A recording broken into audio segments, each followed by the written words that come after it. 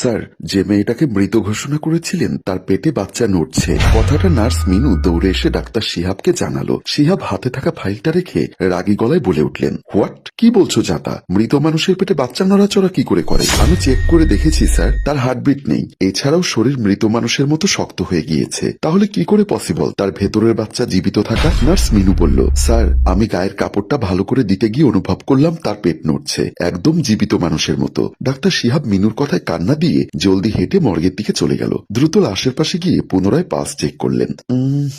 কোনো রেসপন্স নেই। পেটটা অনেকটা বড়, দেখেই মনে হচ্ছে মেয়েটি গর্ভবতী। বেঁচে থাকলে খুব জলদি বাচ্চার মা হতো। পেটে হাত দিয়ে বারবার শিহাব অনুভব করার চেষ্টা করছে, কিন্তু না, কিছুই অনুভব হচ্ছে না। মিনু, আমি তোমার কথায় আবার এসেই বোকা বনে গেলাম। আমি জানতাম এমন কিছু হবার সম্ভাবনা নেই। তাছাড়া আমাদের ডাক্তারি গবেষণা এবং বিজ্ঞান মতে গর্ভের বাচ্চার প্রাণ তার মায়ের প্রাণের সাথে জড়িয়ে থাকে। মায়ের নিঃশ্বাসই তাদের নিঃশ্বাস। এটা কোনো সিনেমার অংশ নয়। চিকিৎসা বিজ্ঞানে এমন কিছুই হয় না যেখানে মা মরে বরফ হয়ে যায় বাচ্চা বেঁচে থাকে। মিনু ভয়ে ভয়ে বলছিল, স্যার বিশ্বাস করুন, সত্যি আমি নড়াচড়া করতে দেখেছি। মিনুকে থামিয়ে দেয় ডাক্তার শিহাব। তারপর বলল, এই বডি কে এনেছে? আই মিন তার আপনজন কেউ এসেছে?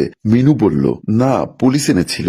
ময়না তদন্ত করতে হবে তা জানতাম। এর মৃত্যু হয়েছে অনেক আগে, আজ সকাল নাগাদ, আর এখন বাজে রাত 10:30। এর বেঁচে ফেরাটা আসলেই অসম্ভব। মিনু আবার বলল, স্যার বাচ্চাটা? ডাক্তার শিহাব রাগান্বিত হয়ে বলল, মিনু, তুমি মেয়ে মানুষ, মন নরম, তার জন্য বাচ্চাটার জন্য খারাপ লাগছে। আমারও লাগছে। দীর্ঘ 9 বছর আগে বিয়ে করেও আমার কোনো বাচ্চা নেই, কিন্তু দেখো এই মহিলার বাচ্চা দিয়েও আল্লাহ নিয়ে গেল। আল্লাহর ইচ্ছা বোঝা খুব কঠিন। যাই হোক, তুমি এদিকে খেয়াল রেখো। লাশ ঘরে থাকা তো তোমার দায়িত্ব, তাই না? তুমি থাকো, আমি আসি। এই বলে ডাক্তার শিহাব চলে গেল। চেম্বারে বসে ল্যাপটপে মনোযোগ দিতে পারছে না শিহাব। বারবার মৃত মেয়েটার মুখ ভেসে আসে। ময়না তদন্ত করার পর জানতেই হবে কি তার মৃত্যুর কারণ। এই প্রথম কোনো অচেনা লাশের মৃত্যুর কারণ নিয়ে তার প্রচুর মাথা ব্যথা হচ্ছে।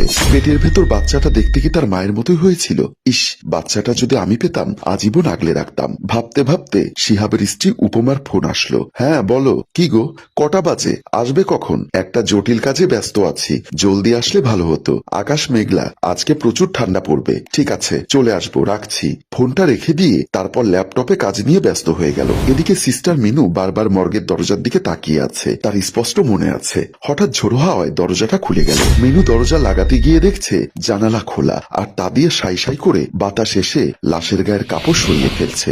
জানালা দিয়ে লাশের মুখটায় তার চোখ লেগে এলো। কি কোমল মুখ, মৃত বোঝা যাচ্ছে না। পেটটা উঁচু, ফুলে দ্বিগুণ হয়েছে আরো। মেয়েটার মুখ ভরা মনে হচ্ছিল হাসি। এই হয়তো উঠে বসবে। কাপড় দিয়ে শরীর ঢাকতে যাবার আগে তার অদ্ভুত আকাঙ্ক্ষা চেপে বসলো। একবার মেয়ের পেটে হাত দেওয়ার খুব বাসনা চেপে গেল, আবার মনে মনে প্রচন্ড ভয় কাজ করছিল। কোমলভাবে হাত দিল। মৃত মানুষ নাকি ব্যথা পায়। মেয়েটাকে ময়নাতদন্ত করলেও নিশ্চয় ব্যথা পাবে। পুলিশ